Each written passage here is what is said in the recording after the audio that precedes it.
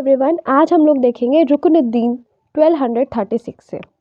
इसके पहले वाले वीडियो में हमने इल्तुतमिश के बारे में देखा, कुतुबुद्दीन ऐबक के बारे में देखा। इल्तुतमिश का टाइम पीरियड था 1211 से 36 तक, यानी 1236 तक। इसके बाद रुकनुद्दीन का टाइम पीरियड स्टार्ट होता है, यानी ये सन थे इल्तुतमिश के।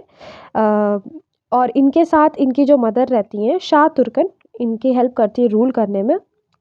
बट होता ये है कि जब डेथ हो जाती है तो इल्तुतमिश की, तो इनको हटा दिया जाता है रज़िया के द्वारा। रज़िया जो रहती है वो डॉटर रहती है, यानी बेटी रहती है इल्तुतमिश की, और इन्होंने इनको हटा दिया रहता है क्योंकि ये रूल नहीं कर पा रहे थे अच्छे से। ठीक है, तो अब हम देखेंगे रज़िया सुल्ताना के बारे में। 1236 टू 40 AD तक रज़िया सुल्ताना रहती हैं। इल्तुतमिश इनको नॉमिनेट करके ही जाते हैं एज अ सक्सेसर कि उनके बाद इनकी बेटी ही रूल करेंगी। बट जो नोबल्स रहते हैं वो रुकनुद्दीन को बैठा देते हैं, बट वो इनकेपेबल रूलर रहता है, तो इसलिए उसको हटा दिया था रज़िया ने। ठीक है, सो नोबल्स ने जैसे मैंने बताया रुकनुद्दीन को बैठा दिया था, फिर रज़िया ने इनको हटा दिया। ये फर्स्ट और ओनली मुस्लिम लेडी थी जिन्होंने रूल किया इंडिया पे। ठीक है, इनका एक हम कह सकते हैं इन्होंने एक नोबल था, ठीक है, अबासियन स्लेव था, ठीक है, याकुत, जिसको इन्होंने अपना नोबल बनाया था, क्योंकि बाकी सारे नोबल्स जो थे ना इनके लिए लॉयल नहीं थे। और सबसे पहली चीज़ जो चहलगानी चालीसा हमने देखा था कि इल्तुतमिश ने चहलगानी चालीसा को सेटअप किया था इल्तुतमिश ने। उसमें 40 लोग थे, वो 40 पीपल भी इनके अगेंस्ट थे, तो इनको कोई भी सपोर्ट नहीं करा था, इनको कॉमन पीपल जो थे वो ही सपोर्ट कर रहे थे। ठीक है, तो ये इसमें देखने को हमें मिलता है। सून आफ्टर हर सक्सेशन जो गवर्नर रहते हैं मुल्तान के, बदाऊं के, हांसी के, लाहौर के, तो ये ओपनली रिवोल्ट करते हैं अगेंस्ट हर कि ये लड़की कैसे बैठ गई। तो इस तरीके की सिचुएशन रहती है। आज ऐसी सिचुएशन हमें देखने को मिलती है। तो उस टाइम पे भी ऐसी वुमेन्स होती थी, ऐसी रज़िया थी कि जिन्होंने फाइट की और तब भी वो रूल की। और सीरियस रेबेलियन एक होता है भटिंडा में, अल्तुनिया वहाँ का गवर्नर रहता है, जो एक्सेप्ट करने से रिफ्यूज़ कर देता है कि मैं नहीं एक्सेप्ट करूँगा, जो सुज़रेनिटी है रज़िया की उसको मैं नहीं मानूंगा। ठीक है, तो रज़िया याकुत के साथ जाती हैं अल्तुनिया के अगेंस्ट में। तो हालांकि होता ये है कि अल्तुनिया जो रहता है वो याकुत को मार देता है और इम्प्रिजन कर देता है रज़िया को। साथ ही साथ जो रज़िया रहती हैं वो ऐसा बुद्धि लगाती हैं, ऐसा दिमाग लगाती हैं, और ये अल्तुनिया से शादी कर लेती हैं और दोनों दिल्ली के तरफ आ रहे होते हैं। तो 1240 AD में ये होता है कि रज़िया जो है वो किसी कॉन्स्पिरेसी में विक्टिम रहती हैं और उनको एसिसिनेट कर दिया जाता है। किधर? कैथल में। कैथल जो है वो हरियाणा में है, तो वहाँ पे उनको मार दिया जाता है। तो इस तरीके से रज़िया की डेथ हो जाती है। तो 1240 तक ही ये रूल कर पाई, 1236 टू 40 तक। फिर 40 में आते हैं हमारे बहरम शाह। बहरम शाह जो रहते हैं वो इल्तुतमिश के 3rd सन रहते हैं।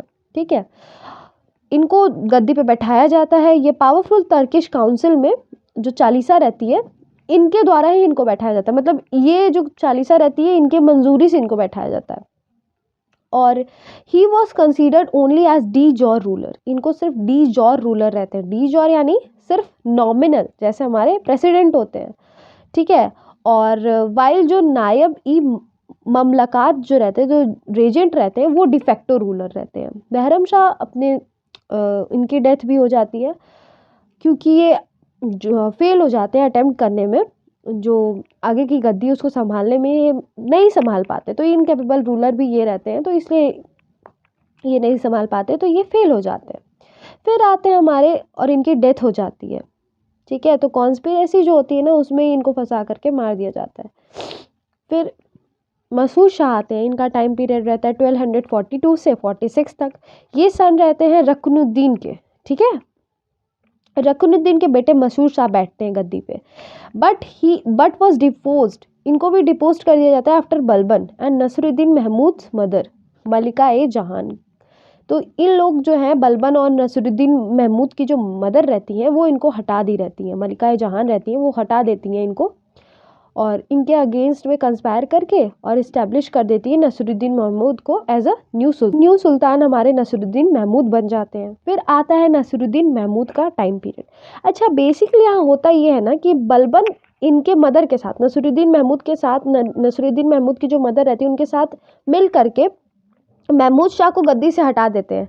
असली में रूल कौन कर रहा है यहाँ पे? नसीरुद्दीन महमूद के साथ नसीरुद्दीन महमूद तो सामने में रूल कर रहे हैं, पीछे से कौन सपोर्ट कर रहा है, एडवाइस कर रहा है, तो सब कुछ बलबन कर रहे हैं। ठीक है, इन्हीं के साथ अपनी बेटी की शादी कर देते हैं। सोचिए इतने बड़े खिलाड़ी रहते हैं बलबन कि अपनी लड़की की शादी इनसे कर देते हैं, नसीरुद्दीन महमूद से, ताकि और ये एडमिनिस्ट्रेशन में आगे आए और ये इंक्लूड हो सके ये सारी चीज़ों में। तो ये सन रहते हैं इल्तुतमिश के, नसीरुद्दीन महमूद, और इनको दरवेशी किंग भी बोला जाता है।